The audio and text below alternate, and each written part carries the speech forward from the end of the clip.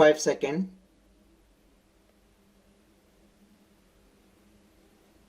Start. If we look at the provision of the Constitution, we will find that this resolution is in pursuance of the provision in Article 312.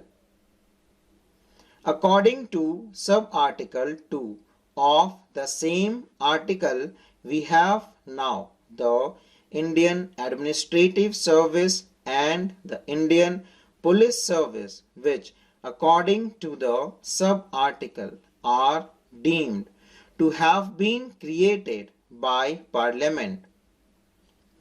Earlier also we decided to create some other All India services. The reasons for the creation of these services have been given by the Honorable Minister and I entirely agree to them. One other aspect of this question I want to place before this House, and that is the scale of pay and the prospect in the All India services will be better than those in the state services, that there will be a wider field of selection and that the condition of service and the scale of pay will attract better persons. We know that quite a large number of our young men, doctors, engineers, etc., are still outside the country. Thought they are keen to come and serve the country. The service condition in the state services are not such as to attract them. I hope and trust that our young engineers and others who are abroad will be attracted to come back to our country and serve it in view of the better prospects. I think that the object of creating an All India service is to supplement and not to supplant the state services. I mean to say that there will still be the state education service, although we are going to have an All India education service also. I know how the states are dealing with it. I know about the state of Uttar Pradesh. As far as education is concerned, we have got the state education service and also a subordinate education service. In the state service, there is class 1 and class 2. There is no direct recruitment to class 1 services generally.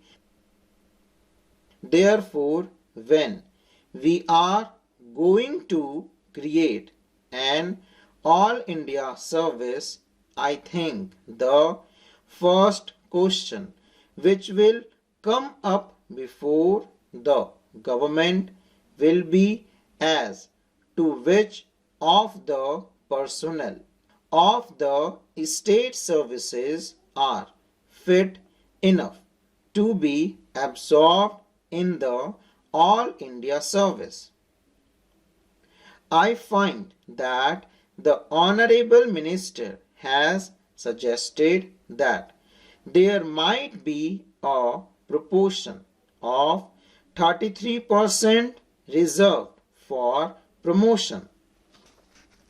After the resolution is passed by this House, the government will consider the question of legislation for the creation of these services. I read the provision in Article 312 and I know that the creation of these services is possible only by a law that we have got to bring forward a bill and pass it into law.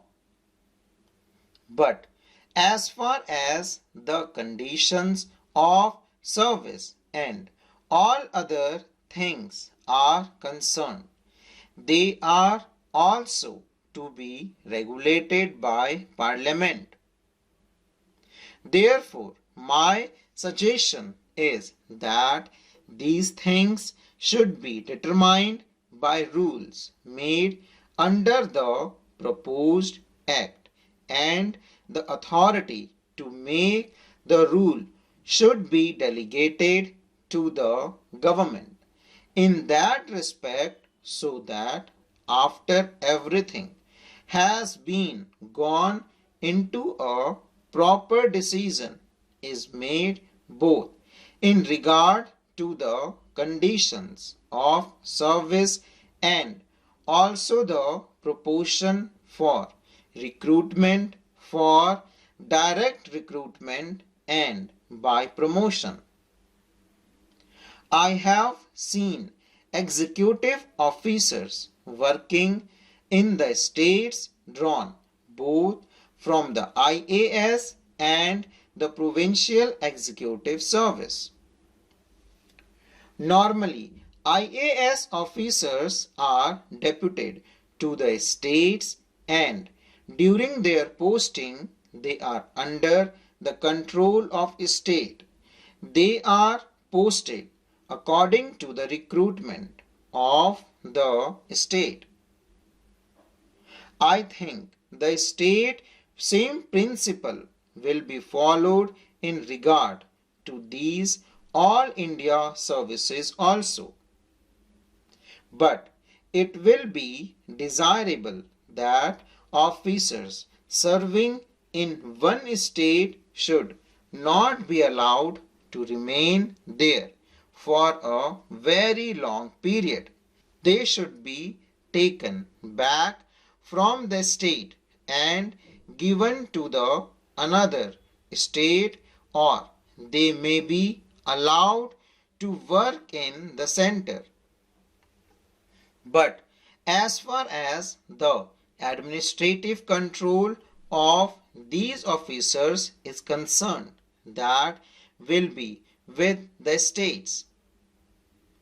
But at the same time, because they are all India officers, all disciplinary proceedings and action taken in consequence thereof is to be taken by the central government in consultation with the Union Public Service Commission. There is one thing more, and that is this. Although these officers will be serving in the states and will really to a certain extent replace the present state officers, still I feel that additional expenditure on administration will be necessary. To think that it will not involve any additional expenditure is, I think, not a correct notion.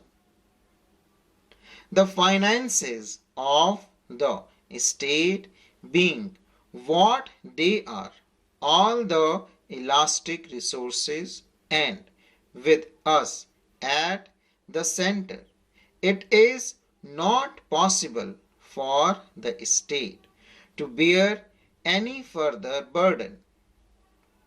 If any additional expenditure is involved in the creation of these services, that burden must be borne by the center and not transferred to the state, because these expenditure is on central services.